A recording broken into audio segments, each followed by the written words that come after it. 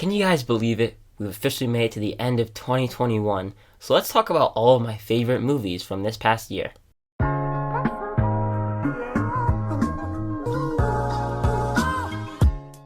Welcome back to the channel. My name is Ben, and on this channel I love to talk about movies as well as TV. And if you also love to talk about movies and TV, or just love to be along on this journey with me, consider hitting that like and subscribe button. I have watched 137 new releases from 2021. It is compiled of a bunch of shitty movies, a bunch of solid movies, a bunch of good movies, and then the best of the best, which is the movies we're going to be talking about today. One thing to take into account, I might have a movie that was graded an A- above a movie that was graded an A, for example. Grades do not matter in this list. It just matters about if I enjoyed it more, if I enjoyed it less. That's how this ranking works. Before we get into my 10 favorite movies of the year, we're going to be talking about some honorable mentions. The honorable mentions are movies that just didn't crack the top 10, but I still really enjoy and really honestly love. At number 20, we have Procession, one of the hardest and heartbreaking experiences I've had with a film all year. At number 19, we have In the Heights, which was once my favorite movie of this year. It has dropped down a little bit though. At number 18, we have 9 Days, which was honestly something so profound, and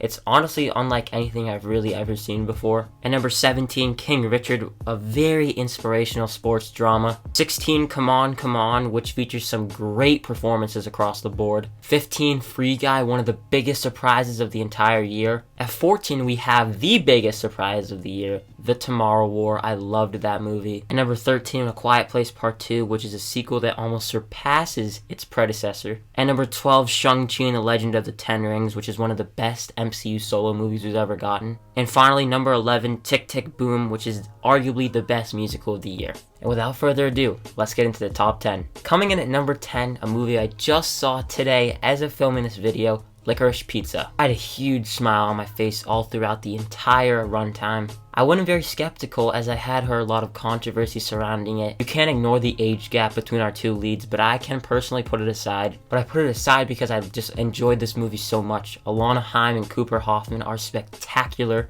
Their chemistry with one another is electric and bleeds off the screen. This movie provides complete escapism to the 1970s. I felt like I was living in the 1970s, which is personally a time period that I love. The soundtrack, the costume design, the set design, everything about this movie screams 1970s, and I loved it. I have a couple issues with where the movie goes, and the pacing is a little bit off and on at times, and especially the blatant racism, which was just so unnecessary. But all in all, it's an awesome coming of age story, and I can't wait to revisit it. Coming in at number 9, we have arguably the most under-talked about, underappreciated movie of the entire year, Little Fish. I guarantee you are thinking right now, what is this movie? I've never heard of it. And that was me up until about a couple months ago when I started hearing little whispers about it from a couple people in the film community, especially movie critics that I follow. I heard that it really was such a slept on movie, and I'm so happy I checked it out. It's on Hulu right now, by the way. This is such a creative concept, executed beautifully in a very tender and moving manner. Olivia Cooke and Jack O'Connell have such believable chemistry,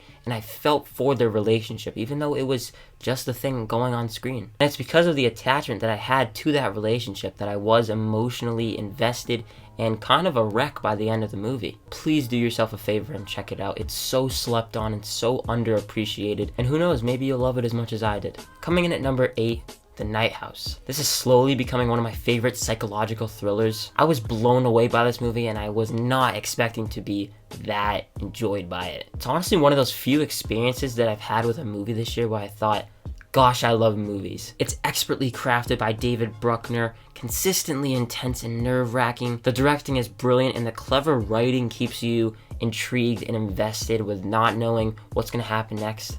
Rebecca Hall gives a career best performance, completely indulging herself into this character. I thought it was just going to be some disposable thriller with some horror elements. It is so much more than that. Wow, I was impressed. Coming in at number 7 is West Side Story. I'm someone who has never watched the original West Side Story up until this year. I wasn't even really looking forward to this movie except for the fact that Steven Spielberg is behind the camera, so you have to be at least excited for that. Rachel Zegler and Ariana DeBose were so phenomenal here and need Oscar nominations. As you would expect, Steven Spielberg's direction is magnificent. The music and choreography is superb. And if you told me that this movie was going to be in my top 10 at the beginning of the year, I would have thought you were crazy. At number 6, No Time to Die. I had never seen a James Bond movie up until this year. I was not expecting this to also crack my top 10. It was so emotional. The action sequences were just spectacular. Daniel Craig as James Bond was better than ever. Then you have some superb heart and comedy mixed all throughout it. The ending had me so surprised, and I was not expecting them to take that route at all. It's just behind Skyfall for my favorite James Bond movie, and it's safe to say that I loved it. At number 5, The Father. I know it premiered at a bunch of festivals in 2020. I'm sure a lot of people also saw it in 2020, but it did wide release in 2021. I saw it in 2021, so I am counting it for this list. The craziest thing about this movie is as soon as it ended, I wanted to replay it and just go through the experience once again. Anthony Hopkins, as you've already heard, is spectacular and turns in arguably his best performance of all time. When you have Anthony Hopkins, who is 84 years young, and he turns in one of his best performances ever, if not the best performance, that is astounding. Olivia Colman as well is excellent. The editing and production design is really why this movie works though. It's absolutely immaculate. I was so confused throughout the entire runtime figuring out, is this what's actually going on, just like Anthony Hopkins' character? How Florian Zeller crafted an incredible look at a cognitive disease was amazing. An absolute masterclass in filmmaking here, and this was a movie that had me saying bravo by the time the credits rolled. And then we have a movie that I saw at the world premiere back at Sundance of this year. Number 4 is Mass. This is one of the most powerful movies that I've seen in a while. I had no idea what it was about going into it. Slowly but surely the movie lets you in on more and more of what really the movie is about. And once this movie finally grabs you in, it doesn't let you go until the credits roll. Every single actor here is absolutely incredible. This is a masterclass in acting. Jason Isaacs, Martha Plimpton, Ann Dowd, Reed Birney, they all deserve the love in the world. They deserve Oscar nominations, but they're probably not going to get them because this movie is going underseen, unfortunately. Fran Kranz, who I previously knew as Roderick's bandmate in Die of the Wimpy Kid, Roderick Rules, directed and wrote this movie to perfection. I have only just a tiny nitpick with this movie, and that's the first 10 minutes. But other than that, this is a near masterpiece. And then at number 3, one of the most anticipated movies of the entire year for me, Spiderman No Way Home. This is the movie that people have been talking about for weeks and will go on to talk about for weeks to come, and that's rightfully so.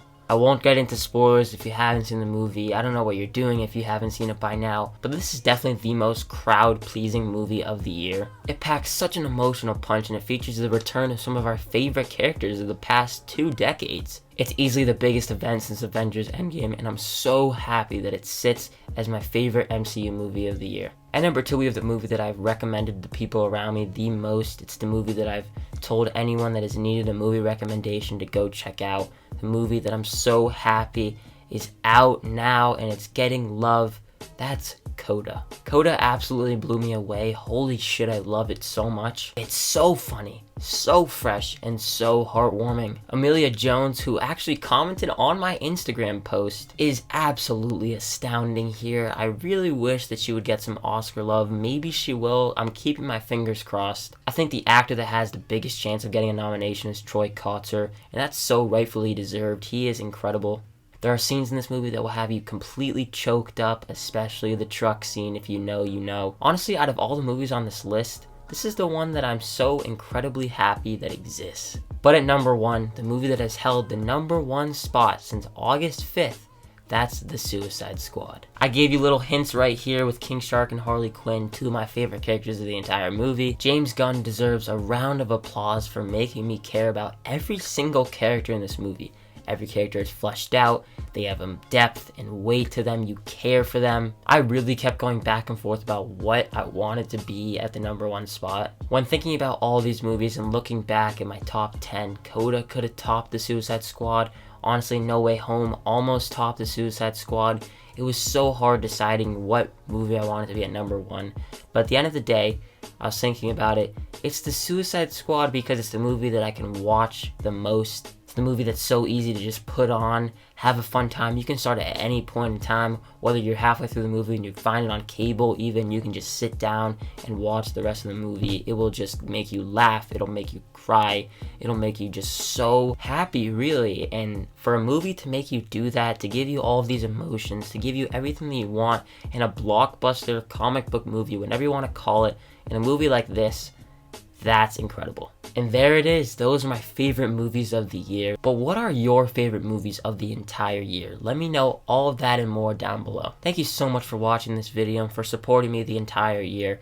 If you would consider hitting that like and subscribe button as well as that notification bell, I would appreciate it so much. This has been my first ever year on YouTube. I have loved it every day since I have started, and I can't wait to bring more content for you guys in 2022. Look forward to tomorrow, which will have my most anticipated movies of this next year, 2022. And then the following day, you have another video, the best movies of 2021 that you might have missed. Thank you so much for watching this video, and I cannot wait to talk more movies and TV with you guys. My name is Ben, people call me Meter, and I'll see you guys in the next one.